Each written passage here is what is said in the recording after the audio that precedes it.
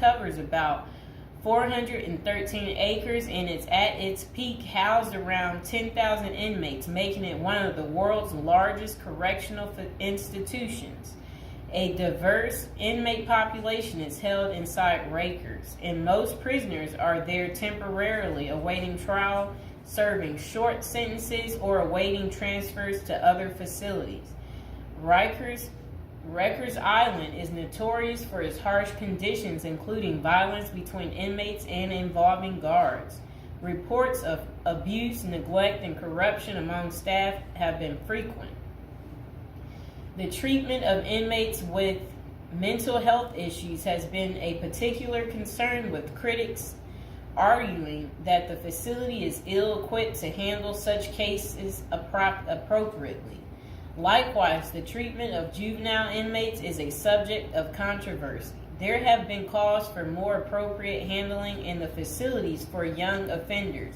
Numerous lawsuits and human rights investigations have targeted the conditions at Rikers Island, often focusing on issues like solitary confinement, the use of force by guards, and the prolonged detention of inmates awaiting trial.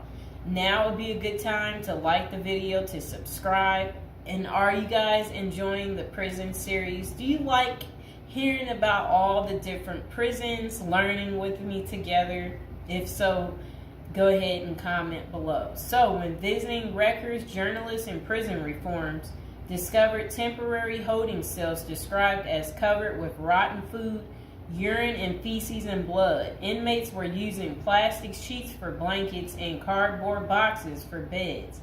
Maggots crawled over everything. Up to 26 men were crowded into a single cell where they used plastic bags as toilets. Prisoners kept in holding cells, which should be used for only 24 hours or less, often stayed there for more than a week awaiting transfer. In that time, food and medical services were not routinely provided. Now let's hear that paragraph again, just a small bit of it.